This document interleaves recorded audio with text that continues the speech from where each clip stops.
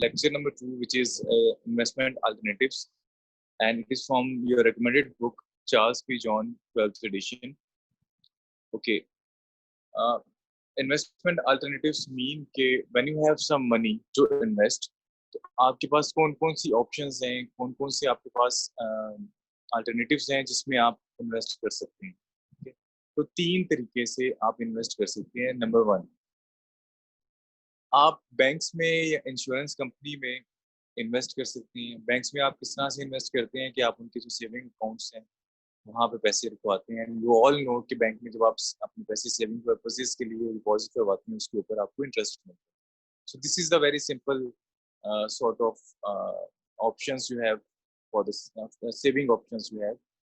Number 2 is directly आप stocks में या बॉन्ड्स में इन्वेस्ट करते हैं bye purchasing the stocks and bonds of the companies through brokerage and intermediaries. पहली ऑप्शन क्या है कि आप बैंक में पैसे रखवा देते हैं और उसके ऊपर आपको इंटरेस्ट मिलता है. फर्स्ट सेविंग ऑप्शन जो है. सेकंड इज दैट कि आपके पास जो अमाउंट है सेविंग्स की वो आप क्या करते हैं कि वो स्टॉक्स एंड बॉन्ड्स खरीद लेते हैं कंपनी के, और आप जिस भी कंपनी के स्टॉक्स एंड बॉन्ड्स खरीदते हैं आप डायरेक्टली उनसे ले लेते हैं, इनडायरेक्टली आप परचेज कर लेते हैं.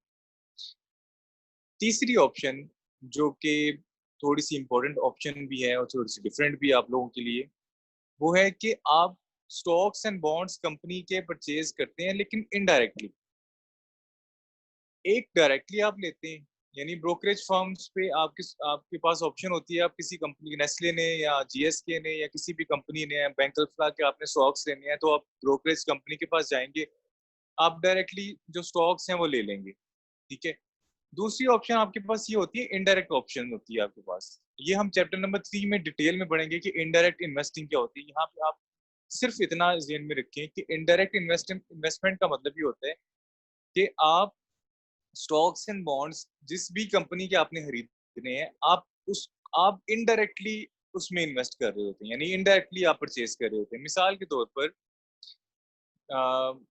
उस्मान के पास पैसे हैं और उसने इन्वेस्टमेंट करनी है नेस्ले में. अब वो क्या करता है कि नेस्ले के उसने शेयर्स लेने हैं तो वो डायरेक्टली नेस्ले के परचेज नहीं करेगा. अब वो क्या करेगा कि उस्मान मेरे पास आएगा, वो मेरी कंपनी के शेयर्स परचेज कर लेगा, यानी वो मेरी एक कंपनी है जिसके वो शेयर्स परचेज करेगा. मेरी कंपनी ने सारे के सारे शेयर्स परचेज किए हुए नेस्ले के, तो इनडायरेक्टली वो इन्वेस्ट कर रहा है नेस्ले के अंदर ही, लेकिन वो डायरेक्टली कंपनी के शेयर्स परचेज नहीं कर रहा. उस्मान डायरेक्टली कंपनी के शेयर्स परचेज नहीं कर रहा, वो इनडायरेक्टली उसके परचेज कर रहे हैं, वो इनडायरेक्टली मेरी कंपनी में इन्वेस्ट कर रहे हैं. और मेरी कंपनी ने क्या किया हुआ है कि वो नेस्ले में आगे नेस्ले के जो शेयर्स हैं वो परचेज करके रखे हैं. ठीक है. So this is basically indirect investment. Mutual fund और पेंशन फंड्स इसमें बहुत जो है वो एग्जांपल्स में आते हैं, और ये म्यूचुअल फंड्स और पेंशन फंड्स को हम जो है वो डिटेल में चैप्टर नंबर 3 में पढ़ेंगे. अभी हम we are just concern with direct investment. जो सेविंग ऑप्शन है आपके पास और जो स्टॉक्स एंड बॉन्ड्स हैं उसको, ये बहुत सी चीजें आपने ऑलरेडी पढ़ी हुई हैं. उसके बाद देखते हैं कि इनडायरेक्ट इन्वेस्टमेंट क्या होती है, जो अभी मैंने आपसे डिस्कस किया है कि इनडायरेक्ट इन्वेस्टमेंट क्या होती है. Buying and selling of shares of investment company which in turn hold the portfolio of the security. मैं एक डायग्राम ड्रॉ कर रहा हूँ, वो डायग्राम आप गौर से सुनिएगा, देखिएगा कि दिस इज अ पर्सन ए.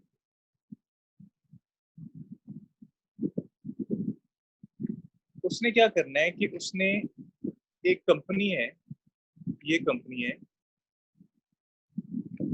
इस कंपनी के शेयर्स, इस कंपनी के जो शेयर्स हैं वो बाय करने हैं. इसके पास इन्वेस्टमेंट है, इसने इस कंपनी के शेयर्स बाय करने हैं. एक ऑप्शन उसके पास ये होता है कि वो इस कंपनी के जो 100 शेयर्स हैं, 100 शेयर्स वो ये बाय कर ले. ठीक है. दूसरी ऑप्शन ये होती है कि इसके और इसके दरमियान एक इन्वेस्टमेंट कंपनी होती है, इन्वेस्टमेंट कंपनी.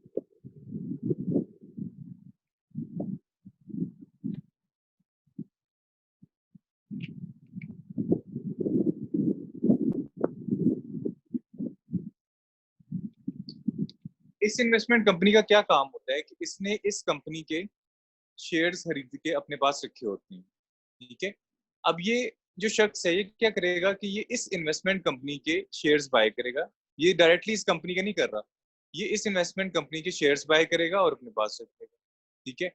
अब ये जो इन्वेस्टमेंट कंपनी है ये इससे पैसे लेकर क्या करेगी, इस कंपनी के जो शेयर्स हैं वो खरीद लेगी, ठीक है। सो बेसिकली होता क्या है कि ए जो है वो कंपनी के ही शेयर्स परचेज कर रहा है लेकिन इनडायरेक्टली, ठीक है। So this is what he is saying, the buying and selling, ये डायग्राम आप याद रखिएगा। इसको मैं चैप्टर नंबर 3 में ज्यादा जो है वो डिटेल में जाके एक्सप्लेन करूंगा इस डायग्राम को। इस डायग्राम से हमें पता चल रहा है कि जो पर्सन ए है उसने कंपनी के शेयर्स 100 शेयर्स में इन्वेस्टमेंट की है through an investment company, directly नहीं, through an investment company. The buying and selling of shares of investment company which in turn hold the portfolio of the securities, ठीक है। Investment company के आप shares purchase करते हैं जो कि आगे सिक्योरिटीज के पोर्टफोलियो को होल्ड करके रख रहे हैं, खरीदा होता है जिन्होंने। The individual investors have moved toward the indirect holding of assets. Shazib. Yes, exactly. This is basically an intermediary company between the investor and the main company. Exactly.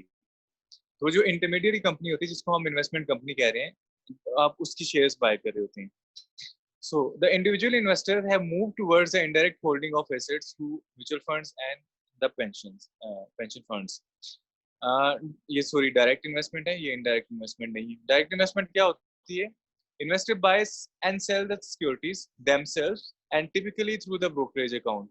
जो इन्वेस्टर्स होते हैं उनके और कंपनी के दरमियान कोई इंटरमीडिएरी कंपनी नहीं होती, वो डायरेक्टली कंपनी के शेयर्स या स्टॉक्स को बाय या सेल कर रहे होते हैं, ठीक है। सो उसको हम कहते हैं ये डायरेक्ट इन्वेस्टमेंट है। टाइप्स ऑफ फाइनेंशियल एसेट्स, यानी आप जिस जिस जहाँ पे अपनी सेविंग्स कर रहे होते हैं, जहाँ पे आप इन्वेस्टिंग कर रहे होते हैं, उसकी जो टाइप्स हैं वो क्या है। There are basically two modes of investment जो कि अभी हमने पढ़ा है। एक डायरेक्ट इन्वेस्टमेंट होती है, दूसरी इनडायरेक्ट इन्वेस्टमेंट होती है। डायरेक्ट इन्वेस्टमेंट हम इन फाइनेंशियल एसेट में करते हैं, यानी first is non marketable, second is market money market, third is capital market, four is derivative market, और फिर इनडायरेक्ट इन्वेस्टमेंट में आती है आपकी इन्वेस्टमेंट कंपनीज। हम वन बाय वन इसको स्टडी करते हैं। मार्केटेबल्स में क्या आते हैं, ये इंपॉर्टेंट है एग्जाम पॉइंट ऑफ व्यू से।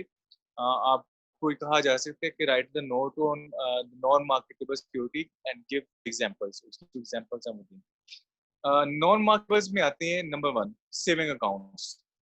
These are the saving accounts. Saving accounts क्या होते हैं आपको पता है, these are the best known type of investment in US में और इवन पाकिस्तान में भी ये बेस्ट इन्वेस्टमेंट टाइप है कि आप सेविंग अकाउंट्स के अंदर अपने पैसे रखवा देते हैं। Usually held at the commercial banks, ये कमर्शियल बैंक्स में नॉर्मली होते हैं, लेकिन अदर फाइनेंशियल इंस्टीट्यूशंस में भी सेविंग एंड लोन की ऑप्शंस मौजूद होती हैं।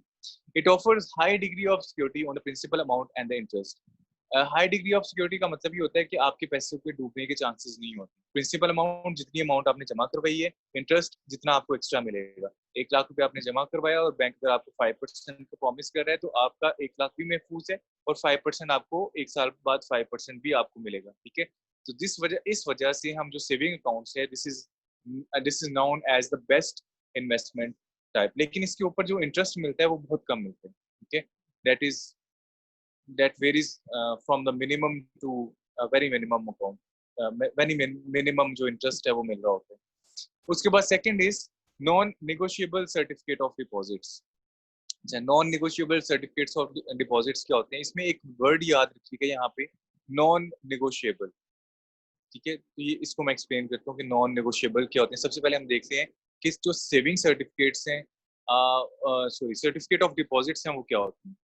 These are saving certificates which are offered by commercial banks and other institutions, also known as certificate of deposits. Instead कि आप अपना बैंक में अकाउंट खुलवाएं और अकाउंट खुलवाने के बाद बैंक जो है वो आपको इंटरेस्ट पे करता है। अगर आप अकाउंट खुलवाते हैं ना तो सिंपली वो सेविंग अकाउंट कहलाएगा, ठीक है। लेकिन अगर आप बैंक में अकाउंट नहीं खुलवाते, आप अपने पैसे जाके वहां पे इस तरह से डिपॉजिट करते हैं कि उसके नतीजे में आपको एक सर्टिफिकेट दे दी जाता है।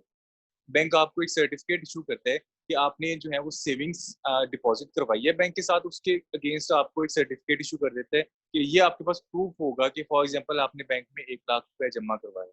जिसका कौमी बचत स्कीम होता है ना, national defence certificate saving certificates, ये कौमी बचत के जो सर्टिफिकेट्स हैं उसको हम सेविंग सर्टिफिकेट्स कहते हैं, ठीक है। अच्छा, अब ये जो सेविंग सर्टिफिकेट्स हैं, आपने 1 लाख रुपए जमा करवाया, उसके ऊपर इंटरेस्ट रेट लिखा होता है कि 1 साल के बाद आपको या 5 साल के बाद आपको इतना इंटरेस्ट मिलेगा। फॉर एग्जाम्पल 1 साल का जो इंटरेस्ट है वो 5% है। अब वो जो सेविंग सर्टिफिकेट है वो बैंक आपको दे देते हैं, आप अपने पास उसको संभाल के रखते हैं। 1 साल के बाद आप सर्टिफिकेट बैंक को दिखाते हैं, बैंक आपको आपकी ओरिजिनल अमाउंट और इंटरेस्ट आपको वापस कर देते हैं, अगर आपने उसको वापस विथड्रॉ करवाना है, ठीक है। तो this is called certificate of deposit, कि आपने डिपॉजिट का आपको सर्टिफिकेट मिल गया, ठीक है। तो दिस इज, और इसको हम शॉर्ट फॉर्म में सीडीज भी बोलते हैं। CD stand for certificate of deposits. अच्छा, सर्टिफिकेट ऑफ डिपॉजिट्स किसी भी अमाउंट का हो सकता है, इसकी डिफरेंट मेच्योरिटीज होती हैं और डिफरेंट जो इंटरेस्ट रेट होती हैं। अगर इसकी मेच्योरिटी ज्यादा हो, यानी अगर आपने सर्टिफिकेट ऑफ डिपॉजिट 1 साल की मेच्योरिटी का लिया है, तो आपको इंटरेस्ट रेट कम मिलेगा। इंटरेस्ट रेट हो सकता है आपको 5% मिले। आपने 5 साल के लिए तो हो सकता है आपको इंटरेस्ट रेट 6% मिले। ज्यादा लिए तो आपको इंटरेस्ट रेट ज्यादा मिलेगा। तो हायर इंटरेस्ट रेट मिलता है अगर आपकी मेच्योरिटी ज्यादा हो, ठीक है। अच्छा, अब इसको नॉन निगोशिएबल क्यों कहते हैं? नॉन निगोशिएबल इसलिए कहते हैं कि जब आप बैंक से सर्टिफिकेट खरीद लेते हैं, जब आप इसको बाय कर लेते हैं सर्टिफिकेट्स को, आप इसको आगे सेल नहीं कर सकते किसी को। आप वो आपके नाम पे ही होता है, आप इसको आगे फर्दर आप किसी को सेल नहीं कर सकते। इस वजह से इसको non negotiable certificate of deposits भी कहते हैं, ठीक है। इसके उल्ट नेगोशिएबल सर्टिफिकेट ऑफ डिपॉजिट्स भी होते हैं, वो हम मनी मार्केट में पढ़ेंगे, ठीक है। यहाँ पे नॉन मार्केटेबल फाइनेंशियल एसेट्स, क्योंकि ये नॉन मार्केटेबल है। नॉन मार्केटेबल का मतलब है कि ये आगे आप इसको सेल नहीं कर सकते, ये आपके नाम पे ही होते हैं फाइनेंशियल एसेट्स, ठीक है। तो non negotiable certificates of deposits are those saving certificates which you cannot sell further, आप इसको further sell नहीं कर सकते, are meant to buy and hold, जब आप इसको buy करते हैं तो अपने पास hold करके रखते हैं, ठीक है। Third one, money market deposit account, MMDAs भी इसको बोलते हैं। नो इंटरेस्ट सीलिंग, इसके ऊपर जो इंटरेस्ट है वो कदीरली वेट कीजिएगा, मैं आपका लास्ट पे जाके आपका क्वेश्चन लूंगा, या आपका कोई क्वेश्चन है तो वो चैट बॉक्स में लिख दें, जब मैं फारिग होऊंगा तो पहले आपको आंसर दे दूंगा आपके क्वेश्चन का। No interest ceiling and it requires a minimum deposit to open, इसके लिए आप जब आप ओपन करने जाते हैं तो उसका मिनिमम डिपॉजिट होता है मनी मार्केट डिपॉजिट अकाउंट्स का। लेकिन इसका और सेविंग अकाउंट में डिफरेंस ये होता है कि ये इंश्योर्ड होते हैं। यूएसए में ये फेडरल डिपॉजिट इंश्योरेंस कॉर्पोरेशन से, एफडीआईसी से इंश्योर्ड होते हैं, and they may insured up to $1 lakh, ठीक है। अगर बैंक आपका इंश्योर्ड है फेडरल डिपॉजिट इंश्योरेंस कॉर्पोरेशन से, तो आपके जो पैसे हैं, जो आपके अकाउंट है, वो इंश्योर्ड होगा। No limitation on number of deposits, आपके इसके ऊपर जो डिपॉजिट्स हैं उसके ऊपर कोई लिमिट नहीं होती। अच्छा, याद रखिएगा कि जो सेविंग अकाउंट होते हैं और जो सर्टिफिकेट ऑफ डिपॉजिट्स होती हैं, उसमें आपकी जो उसमें लिमिटेशन होती है, वो ये होती है कि जब आप सेविंग अकाउंट ओपन करते हैं ना, फिक्स डिपॉजिट अकाउंट ओपन करते हैं, तो फॉर एग्जांपल अगर आपने 5 साल के लिए ओपन किया, तो 5 साल से पहले आप ना तो डिपॉजिट करवा सकते हैं, ना विड्रॉ करवा सकते हैं। इसी तरह सेविंग सर्टिफिकेट्स का भी ऐसे है कि आप अपनी मेच्योरिटी से पहले उससे उसको पैसे को निकलवा नहीं सकते। अगर आप निकलवाएंगे तो आपको इंटरेस्ट रेट कम होके मिलेगा। लेकिन मनी मार्केट डिपॉजिट अकाउंट्स में क्या होता है कि आपने जो पैसे डिपॉजिट करवाए होते हैं ना, आप आप पे कोई लिमिटेशन नहीं होती कि आप इसको डिपॉजिट कितनी दफा डिपॉजिट करवाएं। आप साल में 10 दफा डिपॉजिट करवा सकते हैं। आप समझते हैं कि 1 लाख रुपए आपने डिपॉजिट करवाया, 5 माह बाद मजीद $50,000 आप डिपॉजिट करवा सकते हैं, तो आप उसको करवा सकते हैं, तो कोई रिस्ट्रिक्शंस नहीं होती मनी मार्केट डिपॉजिट अकाउंट्स के ऊपर। Fourth one is US government saving bond. Definitely नाम से जाहिर है कि ऐसे सेविंग बॉन्ड्स होते हैं जिसको यूएस गवर्नमेंट इशू करती है। These are issued by US government and are non tradable, ये यूएस गवर्नमेंट इशू करती है और इसको आप फर्दर ट्रेड नहीं कर सकते। These are also non-transferable, non-negotiable and cannot be used as a collateral. Okay? Non transferable होते हैं, यानी सिर्फ आपके नाम पे ट्रांसफर होते हैं, आप फर्दर किसी के नाम पे ट्रांसफर नहीं कर सकते। नॉन निगोशिएबल, आप इसको फर्दर किसी को सेल नहीं कर सकते। And can not be use as a collateral. Collateral का मतलब होता है कि आप जमानत के तौर पर इसको नहीं इस्तेमाल कर सकते। मिसाल के तौर पर जब आप स्टेट बैंक की पॉलिसी लेते हैं ना, तो स्टेट बैंक की पॉलिसी जब आप फॉर एग्जांपल 5 लाख की आपने पॉलिसी ली है स्टेट बैंक की इंश्योरेंस पॉलिसी, तो जब आप वहां पे पॉलिसी लेते हैं तो उस पॉलिसी की बेस के ऊपर आप कहीं पे किसी बैंक में लोन ले सकते हैं। अगर आपने उस पॉलिसी के अगेंस्ट 1 लाख रुपए जमा करवा दिया हुआ है, तो आप बैंक में जाते हैं, आप कहते हैं कि आप इसको इस अकाउंट को आप ज़मानत के तौर पे दें, मेरा जो इंश्योरेंस का अकाउंट है, आप मुझे इतना कर्जा देते हैं, मैं आपको अगर मैं कर्जा देने से कासिर हुआ तो 1 लाख जो मेरे स्टेट बैंक के अकाउंट में है, सॉरी स्टेट इंश्योरेंस कंपनी के अकाउंट में, आप वहां से आप विड्रॉ करवा सकते हैं। You are allowed to do this. आप इसको आप यूएस गवर्नमेंट सेविंग बॉन्ड्स को आप एज अ कोलेटरल यूज नहीं कर सकते। They are sold at the fix rate of return. इसके ऊपर जो रेट ऑफ रिटर्न होता है वो हमेशा फिक्स्ड होता है। ठीक है, सो ये 4 टाइप्स हैं नॉन मार्केटेबल फाइनेंशियल एसेट्स की। आपकी बुक में पेज नंबर 24 पे एग्जिबिट 2.2 पे सारी डिटेल्स लिखी हुई हैं। ओके, नेक्स्ट हम देखते हैं money market securities. Money market securities क्या होती हैं? मनी मार्केट सिक्योरिटीज वो सिक्योरिटीज होती हैं, मनी मार्केट का मतलब होता है शॉर्ट टर्म, यानी आपकी ऐसी सिक्योरिटीज जो कि शॉर्ट टर्म होती हैं। शॉर्ट टर्म का मतलब है कि जिसकी मुद्दत 1 साल या 1 साल से कम है, उसको मनी मार्केट सिक्योरिटीज कहते हैं। Money market include short term highly liquid relatively low risk debt instruments sold by government financial institutions and corporations to the investors। ये एक तो ये शॉर्ट टर्म होते हैं, नंबर 1। नंबर 2 हाईली लिक्विड का मतलब ये होता है आप इसको किसी वक्त भी चाहे बेच सकते हैं। ठीक है। Number 3 relative low risk debt instruments. इसके जो रिस्क है वो बहुत ही कम होता है। जब आप इसमें इन्वेस्ट करते हैं तो इसमें जो रिस्क है वो बहुत ही कम होते हैं। The size of transaction are high and more than $1 lakh. इसकी जो ट्रांजेक्शन का साइज है वो $1 लाख से ज्यादा होता है। इसकी जो मेच्योरिटी है it can be from 1 day to 1 year, लेकिन अमूमन ये 3 माह से कम की मेच्योरिटीज इन सिक्योरिटीज की होती हैं, 90 डेज की मेच्योरिटीज होती हैं। Some of these are negotiable and actively traded and some are not. So इसको ये नेगोशिएबल होते हैं, यानी नेगोशिएबल का मतलब होता है कि आप इसको चेंज कर सकती हैं, इसको आप ट्रेड कर सकते हैं, और ये एक्टिवली मार्केट में ट्रेड होती है। इस वजह से इसको मनी मार्केट या मार्केटेबल सिक्योरिटीज भी कहते हैं।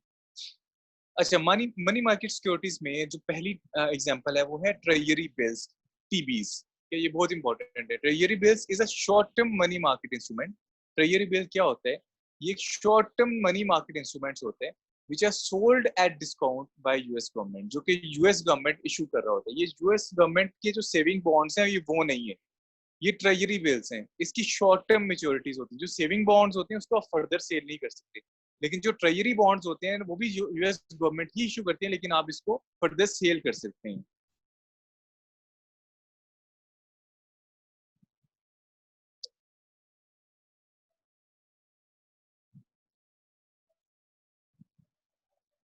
इसमें आपका क्वेश्चन मैं बाद में लेता हूँ। कदीर अली, आप अपनी चेक करें उसमें जो आपकी सेटिंग्स है ना उसमें देखिए, इस वजह से आपको आवाज नहीं आ रही है।